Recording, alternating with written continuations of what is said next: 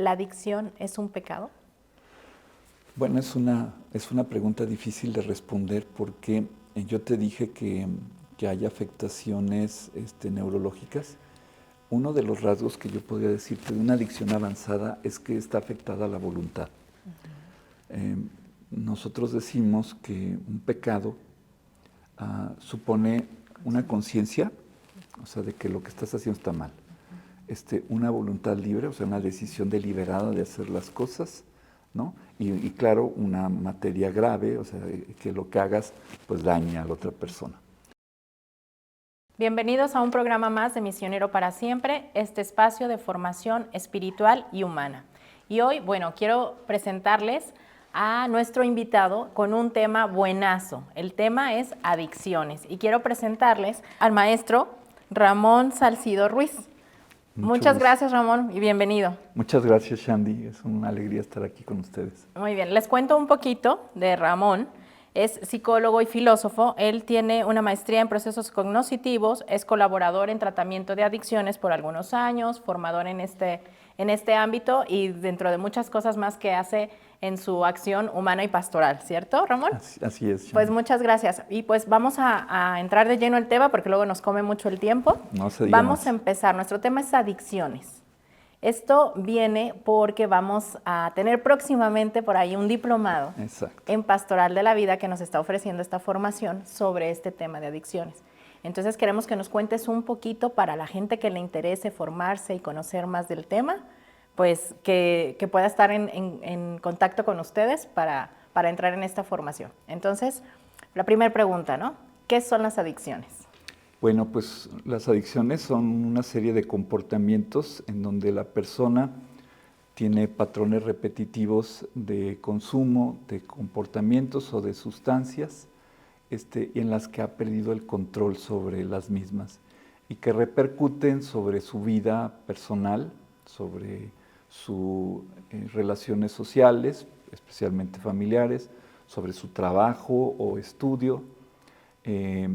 Va modificando su jerarquía de valores y entonces va colocándose su objeto de adicción en el primer lugar.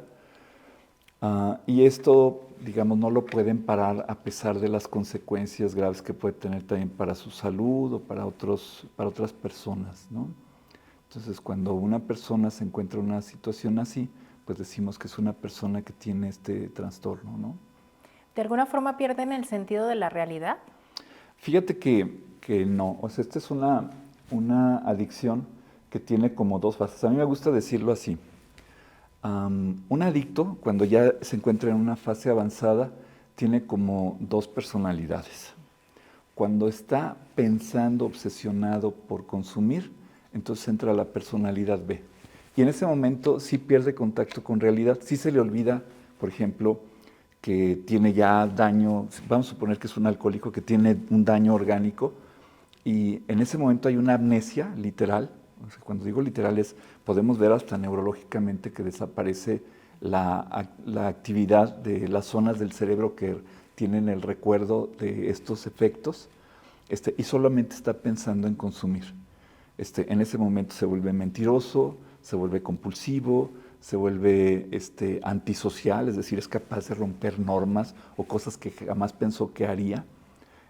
Pero cuando, ya después de que consume, ¡pam!, como que se desactiva la personalidad loca y entonces regresa a su personalidad normal y cobra conciencia de lo que está haciendo. Suele venir después del consumo un periodo de cruda moral, digamos, de arrepentimiento, de frustración por no haberse podido contener, de la conciencia de los efectos, el dolor por el daño causado a sí mismo o a otros, ¿no? Entonces no siempre no lo clasificamos como un trastorno psicótico, es decir, un trastorno en donde haya pérdida de contacto con la realidad, pero de facto sí lo es. Es decir, en momentos, por lo menos por periodos, está delirante. El delirio es, digamos, una creencia irracional de algo que no es. O sea, por ejemplo, no me va a pasar nada, si consumo poquito no pasa nada, esta droga no me va a hacer daño. Eso es una locura. Todo el mundo sabemos que hace daño las drogas o los comportamientos, pero durante un tiempo lo creen vehementemente y luego regresa como al estado normal.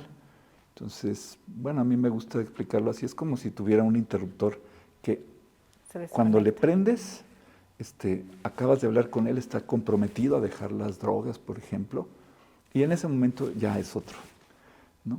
Y no lo pueden controlar, ¿no? Entonces, parte del proceso de tratamiento de adicciones consiste en aprender a distinguir estas facetas, esta dicotomía de personalidades, ¿no?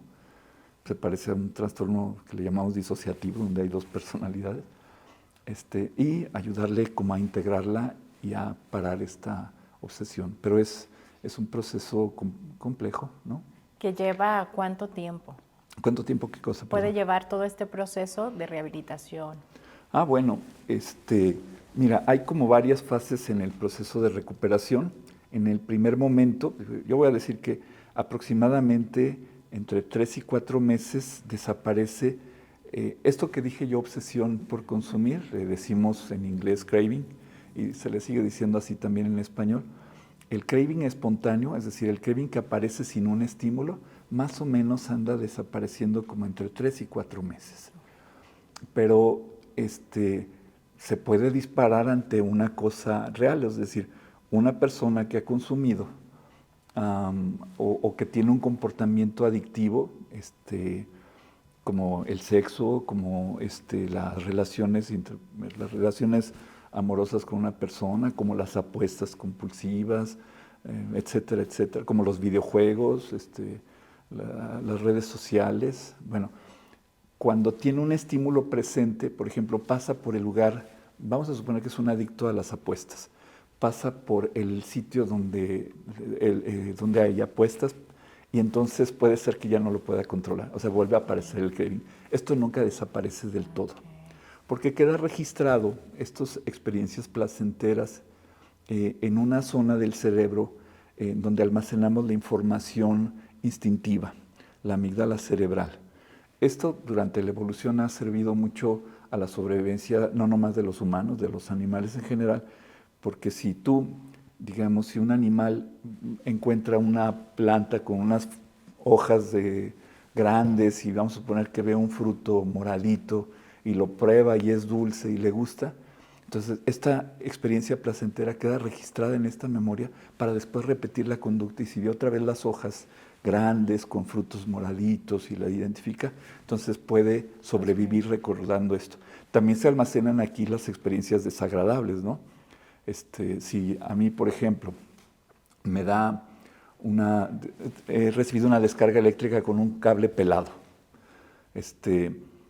pues la experiencia es horrible y no necesito volverlo a aprender ni que me expliquen como las tablas que me tardé no sé cuántas semanas en aprendérmelas, ¿no? Esto se guarda en la memoria en la primera ocasión, porque de eso depende mi sobrevivencia. Y después, incluso, o sea, como para que se entienda, incluso aunque me expliquen, yo estudié en la secundaria, nos enseñaron electricidad, ¿no? Y nos decían, si tocas nomás un polo, no te va a dar descarga porque no se cierra el circuito y no sé qué, ¿no? Pues eso lo sé aquí, es decir, como en mi parte del cerebro racional. Pero esta información está guardada en la amígdala. Y entonces, aunque a mí me dicen que no va a pasar nada, de todas maneras, yo por si acaso, así le tocaba con mucho miedo. Es decir, la amígdala cerebral tiene un poder de motivación mucho más fuerte que la corteza racional. Y eso es un poco también parte del problema que sucede en un adicto. Y esto no se recupera. Es decir, el que ha experimentado estas cosas puede dispararse el deseo intenso, así como se dispara el miedo intenso, y a mí que no me digan que ya porque lo sé racionalmente, pues si veo un cable sin pelado, pues igual me da miedito, ¿no? Y lo entiendo bien y de veras hasta le apagué 2 veces al interruptor y le bajé el switch. Y de todas maneras, por si acaso, o sea, mi amígdala se asegura de que no me vaya a dar una descarga. Okay. ¿Se entiende? Bien. De la misma forma, las experiencias placenteras quedan guardadas allí. Bien. Me hablas un poco del tipo de adicciones. ¿Cuántas hay? ¿Están clasificadas? ¿Hay ramas? Bueno. ¿Todos tenemos alguna adicción? Bueno, pues son varias preguntas. Mira, habitualmente en el campo científico hablamos ya de 2 tipos de adicción, 2 grandes tipos de adicciones. Las adicciones a sustancias, que en la actualidad se llama trastorno por uso de sustancias. Y hay otros trastornos que neurológicamente y psicológicamente son muy similares en la fisiología y en el comportamiento, y les llamamos en general adicciones comportamentales. En este momento se han reconocido la adicción al sexo, pero se llama trastorno de sexo compulsivo. Este es algo más o menos reciente, apenas en 2019 se añade en la clasificación internacional de enfermedades. Están las apuestas, o sea, el juego con la intención de apostar, la ludopatía. Y está también, recientemente, también la adicción a los videojuegos. Entonces, a estas les llamamos adicciones comportamentales, pero hay más. Fíjate que, bueno, tú preguntas si todos tenemos una adicción. La fisiología del aprendizaje de los hábitos es muy semejante para las cosas buenas, todas las cosas buenas, todas las virtudes, digamos, le decimos en el cristianismo, ¿no? Un hábito positivo es una virtud. Y antes, quizá todavía en la teología moral le suelen decir vicio a un hábito negativo, ¿no? Pero si lo viéramos así como desde el punto de vista psicológico y neurológico, los aprendizajes tienen como varios mecanismos que podemos estudiar y se parecen mucho, digamos, el hábito de mentir, el hábito de comer de más, el hábito de usar el sexo con una finalidad que no es la unión de las personas, es decir, cuando desviamos cualquier comportamiento que naturalmente tiene un objeto, lo ubicamos hacia otro lado, estamos ante una situación que psicológicamente nos pone en riesgo de convertirse en una adicción. Vamos a suponer que algo que es normal y necesario para cualquier ser humano, la necesidad de cariño. Vamos a suponer que una persona, cuando era pequeña, sus papás, para mostrarle su afecto, le regalaban un dulce, ¿no? Un chocolate. Ay, mija, te quiero mucho, te voy a dar un chocolate. Vamos a suponer también que después esa persona se siente sola y siente una necesidad de afecto. Y ha quedado como asociado en el aprendizaje que chocolate era una forma de sentir cariño. Y después puede comer chocolates buscando cariño. En ese sentido, ya tenemos una desviación del objeto natural de un alimento. O sea, el chocolate es un alimento, digamos, ¿no? Y sirve para nutrirte. Tendrá ciertas calorías y no sé qué historias, ¿no? Pero no es cariño. Ajá. Pero si yo intento llenar con chocolates mi falta de cariño, van a suceder varias cosas. Se va a suceder, primero, que no se va a saciar mi necesidad. Cuando yo uso el objeto apropiado para satisfacer mis necesidades, la necesidad se satisface. Si yo tengo sed y bebo agua, se calma la sed, ¿no? Si estoy deshidratado y tomo también un refresco o tomo agua de coco o no importa, o sea, yo lo que necesito es hidratarme, no tengo una preferencia. Las adicciones y los vicios tienen una perversión, en el sentido de que no tienen un objeto natural y entonces, pues yo no busco, vamos a suponer esa necesidad. Así es, vamos a suponer que yo no solo quiero satisfacer mi necesidad de alimento, sino tengo una necesidad de reconocimiento y entonces quiero que la comida que vaya a comer sea solamente del restaurante fulano y lo que estoy buscando es una satisfacción personal de una cosa que no es el objeto natural de mi reconocimiento. O sea, mi necesidad de afecto se satisface cuando yo me encuentro con el otro, no cuando compro cosas caras. Ya aquí hay una desviación. Entonces, este es el mecanismo fundamental. En ese sentido, yo te diría, bueno, sí, yo creo que si tenemos hábitos negativos, todos en algún sentido, tanto en el sentido espiritual como en el sentido psicológico, tenemos posiblemente una adicción, no lo sabemos, ¿no? Entonces, nosotros usamos algunos criterios para decir que cuando alguien es un adicto. Y la gravedad depende, se puede ver de dos maneras, o por la cantidad de síntomas que tiene, o por el avance que tiene en las etapas de las adicciones. Sobre el primer caso, por ejemplo, hay una siempre uno de los rasgos es como una afectación de mi vida interna, ¿no? O sea, yo no me siento contento con eso. También una afectación de mis relaciones, una afectación de mis responsabilidades, ya llevo 3 síntomas, un daño físico, moral, y no poder parar a pesar del daño, intentos fallidos de controlarlo, más inversión de tiempo y de energía de lo que yo tenía planeado. Imagínate que es un videojuego, yo dije, bueno, voy a jugar nomás 1 hora y luego me pongo a hacer mi tarea. Y el niño sigue y sigue y sigue, y ya es la noche, ya son las 11 de la noche y no ha hecho ni su tarea, ni ha descansado, y entonces quiere decir que se propuso una cosa y se excedió, etcétera, ¿no? De esa manera, digamos, hay más o menos como 11 síntomas así que utilizamos para determinar cuando alguien es adicto. También si se suspende, hay una ansiedad muy grande vamos a suponer el mismo caso de los videojuegos, porque es una adicción muy en boga. Entonces, si se retira el objeto de satisfacción, hay una ansiedad muy grande.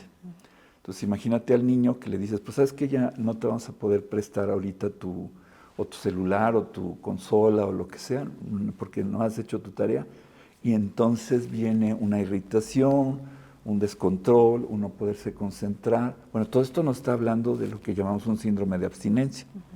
Si además está obsesionado pensando, ahora imagínate que te gusta mucho las relaciones personales y estás al pendiente de tu celular para ver si te llegó un mensaje de tu novio, ¿no? De tu novia. Y entonces entra un mensajito y oyes la señal y te asomas a ver si... Y no puedes parar y estás todo el tiempo ahí, estás en clase y el maestro te llamó la atención, ¿no? Oiga, aquí está la clase, preste atención, bla, bla, bla, y tú no puedes controlar, sí, pero, es decir, a pesar de la consecuencia, de todas maneras lo vuelves a hacer, pues estás incurriendo en lo que dijimos, o sea, el consumo a pesar de los efectos adversos. Pues le voy a bajar, punto, lo voy a sacar del salón y de todas maneras no puedes parar. Ahorita me hablas que está muy en boga la adicción a los videojuegos. Estamos hablando de qué edades. ¿El diagnóstico se puede hacer a temprana edad? O sea, ¿hay niños que tienen ya ciertas adicciones? ¿Esto era común antes? ¿Esto es nuevo? Bueno, por supuesto es una cosa nueva en la humanidad, porque bueno, no existían los videojuegos, pero ha sido tan grave en los últimos años, o sea que ha sido objeto de políticas públicas en varios países. O sea, por ejemplo, China prohíbe a partir del año pasado que las compañías que brindan servicios de videojuegos por internet le den acceso a una persona más allá de un número de horas, no recuerdo si 4 o 6 horas a la semana, a ver, algo así, ¿no? Porque eso es lo que se considera razonable. En Corea fue el primer país que hizo modificaciones en su sistema de salud y lo incluyó dentro de las listas de los problemas de salud pública, porque tiene muchos efectos también neurológicos. En el caso, por ejemplo, de las adicciones a los videojuegos, el síndrome del ojo seco, deterioro del desempeño escolar, deterioro de la vida social de la persona, sufrimiento y angustia, incapacidad de relacionarse, etcétera, etcétera. Es una cosa tan grave, pues, que pues, digamos, el Ministerio de Salud de Corea decidió que le iba a invertir cosas a la prevención, al tratamiento, a la protección, en este caso sobre todo de menores, pero no exclusivamente de menores. O sea, la adicción a los videojuegos, digamos, ya la generación de nosotros puedes encontrar adictos a los videojuegos, aunque no es tan común. Y sí es muy común en estas generaciones nuevas que tienen menos posibilidades de divertirse o jugar en la calle, como cuando éramos niños. Bueno, tú eres mucho más joven, pero nosotros de niños salíamos a jugar y eso era, o sea, yo prefería 1000 veces ir a jugar a la traes con mis amigos en la calle que ver la televisión. Y aún en ese momento nos decían, es que ustedes están mucho tiempo en la tele, ¿no? Bueno, era como nuestra adicción de aquel momento. Bueno, cuando la persona no es capaz de jerarquizar y de ordenar su vida, digamos, es una recreación y nos hace bien recrearnos. Tiene incluso muchos valores jugar videojuegos. Es decir, puede estimular zonas de desarrollo intelectual y cognitivas valiosas, pero todo en su justa medida, ¿no? Igual también comer es bueno, pero comer de más, ¿no? El sexo es una cosa que nos ayuda a unirnos con las personas y es necesaria para tener hijos, etcétera.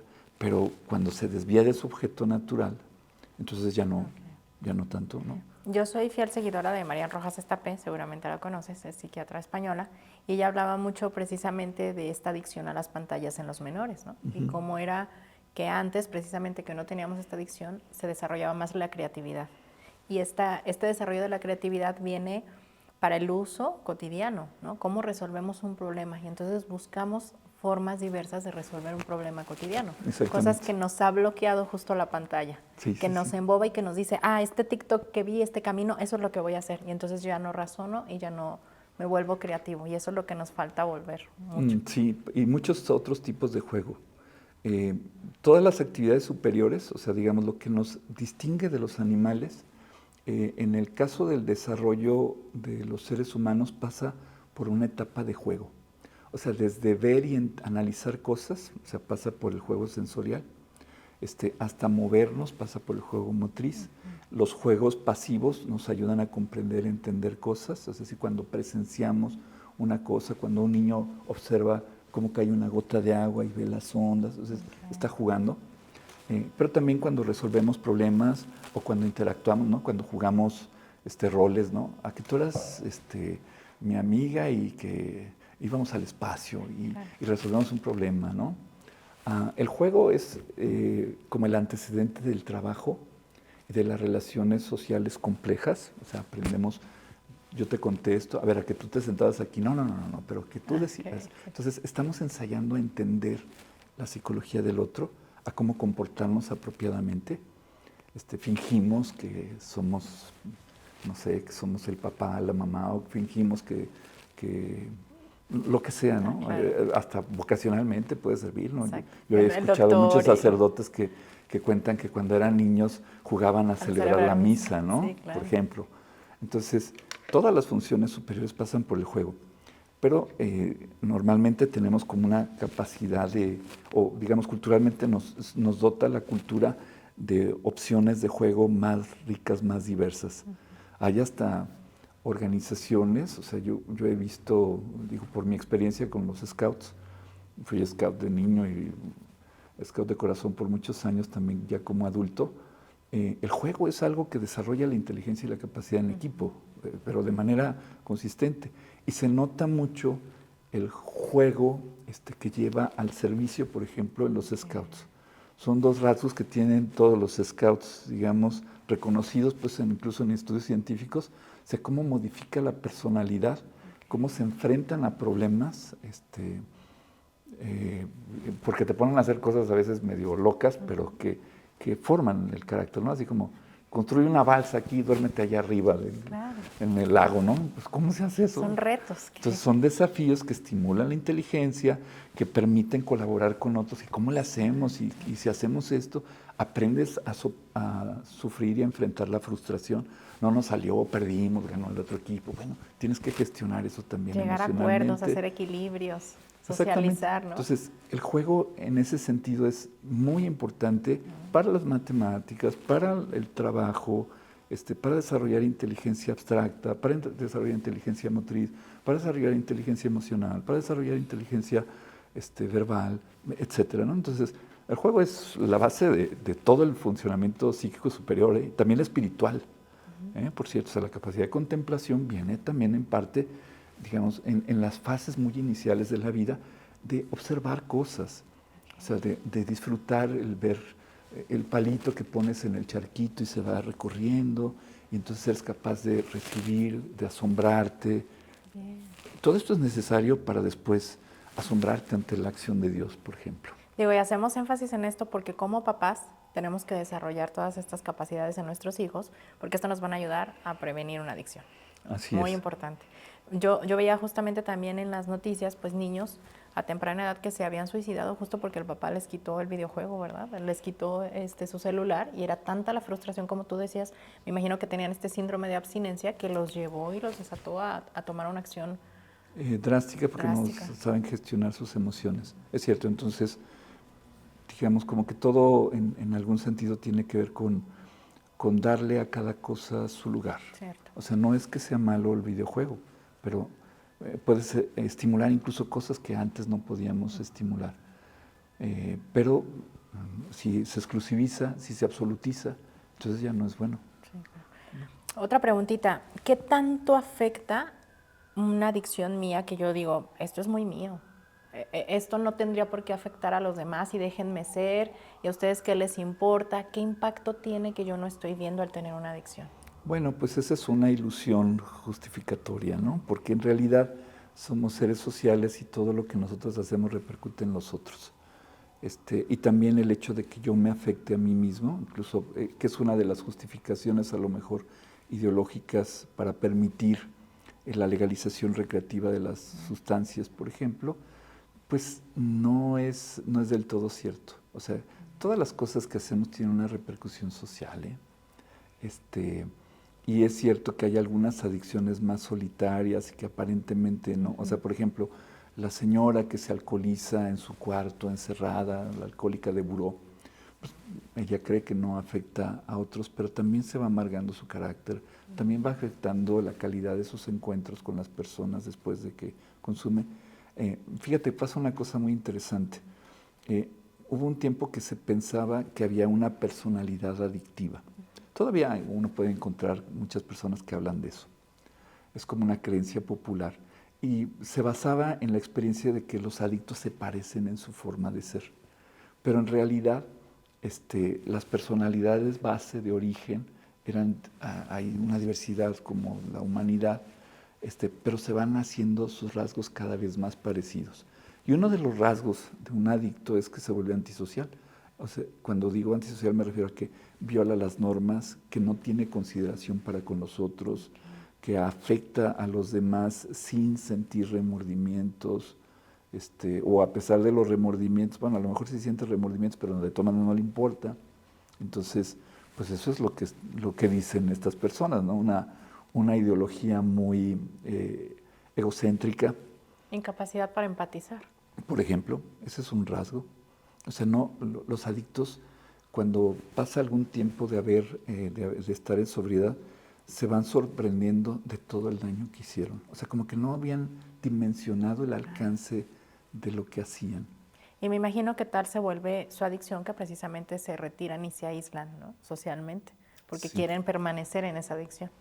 Bueno, más bien como que la adicción les va demandando más atención. Okay. Hay un fenómeno que se llama tolerancia. Digamos, cuando una persona consume algunas sustancias en particular y también algunas experiencias, hacen un disparo grande de la hormona del placer, digamos, de nuestro neurotransmisor del placer que se llama dopamina. Entonces vamos a suponer la cocaína, por ejemplo. La cocaína genera una punta, un disparo de placer muy intenso porque bloquea la absorción de la dopamina. Y entonces hay concentraciones más altas. De manera que el cerebro dice, caray, o sea, si por ejemplo un orgasmo sexual tiene una puntuación, voy a decir un número solo para ilustrar, de 30 puntos de dopamina, o sea, luego resulta que la cocaína disparó 60 o 80, ¿no? Entonces dice el cerebro, ay, ya me descalibré. Entonces tengo que empezar a bloquear los receptores de dopamina porque ya estoy mal, o sea, debería de ser más sensible, pero está teniendo demasiada dopamina. Y entonces empieza a bloquear y entonces como lo experimenta el sujeto es que ya no le produce el mismo placer porque ya no hay tantos receptores que absorban la dopamina dentro de las neuronas para sentir el placer. Entonces lo que hace es que aumenta la dosis. Y al aumentar la dosis el cerebro le dice otra vez, no ha sido suficiente, vamos a bloquear más. El efecto final de esto es que la persona ya no siente placer, pero no solo por la droga, sino por nada. Y entonces, bueno, cuando describo esto de la tolerancia, van aumentando la cantidad, el tiempo, la jerarquía de valores invertido, en este caso a una sustancia. Pero eso hace que, digamos, tenga que invertir más recursos, más tiempo. Entonces, si necesito más tiempo, a lo mejor descuido mi trabajo, a lo mejor no atiendo a mi pareja, ¿no? Tengo un caso de una señora que pues me describe cómo su esposo se propone que van a salir, por ejemplo, pero se queda tomando. Okay. Y entonces eso significa que hace mucho tiempo la botella es su número uno y la esposa pasó a un segundo o tercer plano, ¿no? Son capaces de hacer cosas que no se imaginaron. Por ejemplo, un adicto es común que haya robado, pero no es que sean ladrones o que no eran así, pero después sí se hacen, ¿no? Puede ser que lastimen a otros si les quieres afectar su adicción. O sea, por ejemplo, un niño adicto a los videojuegos puede maltratar a los papás, insultarlo, o hasta patearlo o alguna cosa así, ¿no? Eso no era parte de cómo era de la persona. Entonces, en ese sentido, sí afectan a los otros, sobre todo cuando están obsesionados. O sea, hasta cosas graves. He visto adictos al sexo que se prostituyen, o también drogadictos que se prostituyen, o drogadictas que han vendido su cuerpo para obtener un poco de dinero para ir a comprar una dosis. Entonces, eso, o sea, imagínate, a lo mejor si tú le hubieras preguntado a esa persona unos años atrás, ¿tú serías capaz de vender tu cuerpo para conseguir dinero? O sea, sería como una cosa impensable. Pero con el paso del tiempo, las cosas cambian, ¿no? Y la persona va, digamos, si una vez dio un pasito y no parecía como una distancia muy grande entre gritarle a la mamá y pegarle. Y pegarle, pues luego después ya le pega, ¿no? Claro. Por decir algo. Pues, pero al principio ni una mala cara le hacía. Claro. Y luego se animó a mentirle y luego se animó a robarle, a quitarle una cadenita para venderla. No, así va. No, pues está grave el asunto, ¿no? Pero hay que hacer conciencia de esto. ¿Qué tipo de tratamientos son los que se pueden llevar? ¿Cuáles son las alternativas? ¿Y cuál es la acción pastoral hacia una adicción? Bueno, lo más recomendable siempre es como una intervención multidisciplinaria. Son como las que han demostrado tener mejor efecto.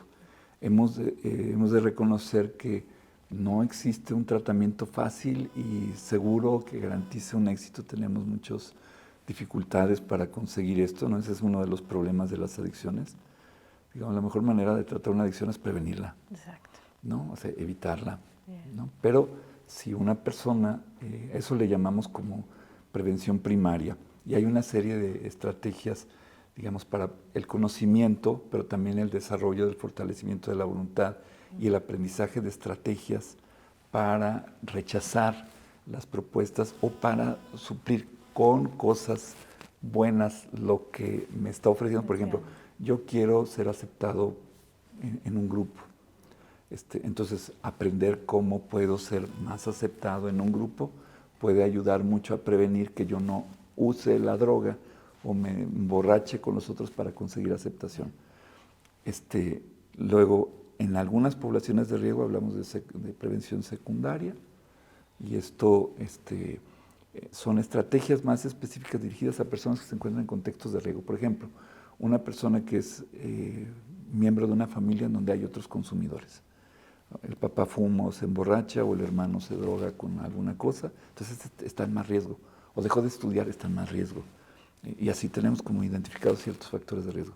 Y la prevención terciaria es cuando una persona ya es adicta, le enseñamos estrategias para no recaer. Okay. Entonces, esto es parte de lo que hacemos. Normalmente, digamos, es necesaria una intervención psicológica. Infelizmente, en la sociedad como que lo único que se hace en centros de adicciones así más tradicionales que les llaman anexos, que no siempre son atendidos por profesionales. Eso no sería un problema tan grave si las personas estuvieran capacitadas y tuvieran al menos un sentido humano de atención, pero a veces lo que vemos son maltratos, insultos, hasta violaciones. Hay personas medio desquiciadas, ¿no? Ahí atendiendo, y entonces las personas salen peor. Pero un buen tratamiento debería ser un tratamiento en el que la persona esté ahí voluntariamente, que se permita permanecer voluntariamente,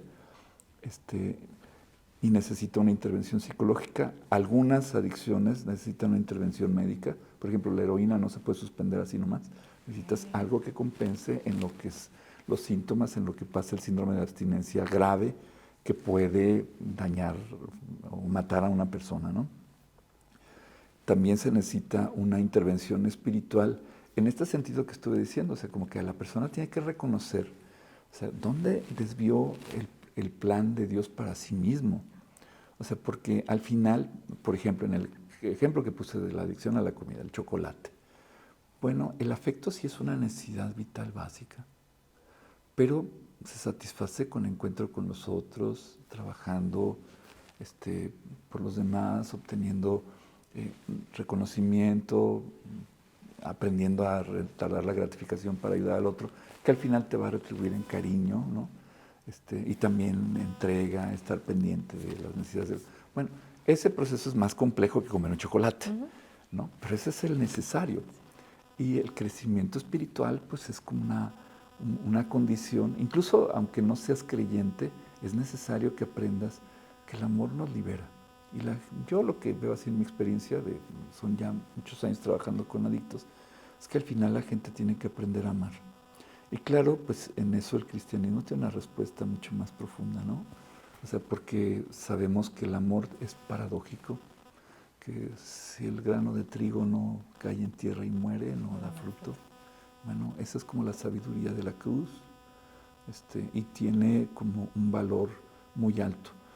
Al menos entonces debería haber los otros aspectos, y es un poco, por cierto, lo que tratamos en el diplomado de adicciones, ¿no? O sea, vamos a ver un poco de qué es la adicción, cómo puedo diagnosticarla, saber si alguien tiene o no tiene una adicción. Luego, después, los tipos de adicciones. Ahorita quiero que toquemos el tema del diplomado, pero antes de eso quiero hacerte una preguntita. Sí, dime. ¿La adicción es un pecado? Bueno, es una pregunta difícil de responder porque yo te dije que hay afectaciones neurológicas. Uno de los rasgos que yo podría decirte de una adicción avanzada es que está afectada la voluntad. Nosotros decimos que un pecado supone una conciencia, o sea, de que lo que estás haciendo está mal. Una voluntad libre, o sea, una decisión deliberada de hacer las cosas, ¿no? Y claro, una materia grave, o sea, que lo que hagas pues daña a la otra persona. Están las condiciones de que puede dañar a ti mismo o a otros. Está la conciencia, por lo menos al principio, antes de que suceda, pero ya después, si hay una amnesia, o sea, literal, o sea, cuando te dije yo del ejemplo del switch, o sea, sí hay durante el craving una locura en la persona, pero estoy hablando de una adicción avanzada. Y también hay una disminución de la voluntad, porque, o sea, nosotros vemos, hay una zona del cerebro que se llama corteza frontal dorso lateral, que es más o menos como por aquí, donde me toqué, pero adentro, que si uno ve una resonancia funcional, o sea, una resonancia que muestre qué zonas del cerebro están trabajando y cuáles no están trabajando, durante el craving, o sea, es decir, durante la obsesión de consumir, esta zona se apaga. O sea, está muy disminuida. Entonces, sí puedes como sacarla, porque no es, digamos, el ejemplo es exagerado porque no es un interruptor y que no se puede aprender de una manera, pero hay muchas dificultades para eso, la voluntad está muy disminuida, ¿no? Entonces, pues atendiendo a eso yo diría, pues sí es un pecado, si la persona lo hace deliberadamente y no hace nada por cambiarlo. O sea, si es negligente, sí sería un pecado, ¿no? En su grado de conciencia, digamos, ahí es donde se mantiene como pecado. Ya que una vez pasa a este grado de inconsciencia, pues ya queda en la misericordia de Dios. Así es. Y además porque hay adicciones que no se conocen mucho y que, o sea, por ejemplo, hasta se valora, ¿no? El ser romántico. Ok, ¿es una adicción? Puede ser una adicción. O sea, digamos, el preferir a las relaciones, toda la parafernalia de un entorno, imagínate una cena con velas, o que el otro me regale una flor, o que yo sea como delicada y me vista de princesita. O sea, todas esas son cosas enajenantes, pues, o sea, en realidad eso es una como ficción, una forma de no enfrentar las cosas como son. Y puede ser una adicción, o sea, y tener, como todas las adicciones, consecuencias que pueden llevar a la muerte, a los hospitales, a la locura. O sea, por un romance yo he visto personas que se meten con personas inapropiadas, o sea, por ejemplo, porque tienen dinero para llevarlas a pasear, a gastar, y se frustran mucho y dañan mucho a las personas porque nunca la realidad es como su sueño. Eso es uno de los temas que vamos a ver, ¿no? O sea, la adicción al romance. Eso vamos. Ahora sí, vamos a profundizar un poquito, vamos a hablar de lo que es el diplomado, de lo que esta oferta educativa nos está dando la Pastoral de la Vida. Cuéntame un poquito de este diplomado, por favor. Bueno, mira, es como resultado del esfuerzo de un equipo que vemos que ha sido, digamos que las adicciones están siendo un problema social mayor, y nosotros como cristianos preocupados de la vida, pues no solo nos toca criticar, sino también nos toca como generar acciones que puedan ayudar a prevenir. Está dirigido como a dos grandes segmentos, ¿no? Está dirigido a personas que trabajan o que quieren incidir sobre la prevención, que deben conocer bien, y también quien tiene contacto con personas con adicciones. Entonces, la primera parte es como conocer, como decía yo, en qué consiste el fenómeno adictivo, digamos profesionalmente, cómo se diagnostica, cómo se le hace para saber si alguien es o no es, y si tiene o no tiene, en qué gravedad, o en qué etapa se encuentra. Ese sería otro de los temas, o sea, las etapas de las adicciones. Luego vemos como temas, unidades de profundización en las drogas y sus efectos, porque no todas se manifiestan igual, no todas tienen el mismo nivel de gravedad. Y también las adicciones comportamentales, como la que estaba hablando, ¿no? Que son a veces las menos conocidas, pero que pueden ser un problema mayor. Que no las consideramos como tal porque creemos que estamos en Creemos lo que común. está bien, ¿no? Y yo veo a veces muchas canciones así que dices tú, oye, pero es que eso está así como para locos, o sea, el tipo que está diciendo, la tipa que está cantando eso no sabe que lo que tiene es una patología, pues, o sea, bueno, por ahí. Entonces, en el diplomado vamos a descubrir un poquito más de Vamos esto. a ver muchas de esas cosas. Y luego vamos a ver principios de la prevención, y estrategias para prevención, cosas tan interesantes como las vacunas de actitud, o sea, así como hay vacunas para protegerte del coronavirus, en psicología hemos desarrollado técnicas para vacunar a una persona para que tenga más defensas, por decirlo así, ante una posible propuesta adictiva, ¿no? Que la puede infectar desde fuera, ¿no? Digámoslo así. Interesante. Y luego vemos principios del tratamiento, también herramientas para la intervención. Estas pueden ser más dirigidas a profesionales o personas que acompañan adictos, ¿no? Y luego, por supuesto, como la cereza del pastel es como todas las orientaciones pastorales que ha dado el magisterio sobre cómo atender a un adicto, ¿no? O sea, digamos, finalmente es un sujeto que sufre, es un sujeto en el que tenemos que ver a otro Cristo que está herido, que está lastimado, que normalmente quizá buscaba algo tan humano y valioso como es el ser querido, el ser respetado, y que equivocó el camino. Rescatar su dignidad. Y entonces, ¿cómo se acompaña eso? Incluso cómo se evangeliza a una persona en ese contexto, ¿no? Va a estar un monseñor, un obispo apoyándonos en esa parte. Estará muy interesante, pues, como todo lo que nos tenga que decir y aportar sobre ese tema. Ese sería como el último bloque, ¿no? Bueno, pues quiero compartirles que yo soy egresada ya de 2 diplomados en Pastoral de la Vida que me han servido mucho, que es una forma de formarnos muy accesible. Sinceramente es muy accesible porque esto es vía Zoom, te conectas 1 o 2 horas por semana, tiene un costo muy, muy accesible. Sinceramente les vamos a dejar toda la información, se las vamos a compartir para que soliciten pues toda la información que ustedes requieran para que se inscriban a este diplomado que ofrece Pastoral de la Vida, así como otros que también ya pronto nos van a dar a conocer.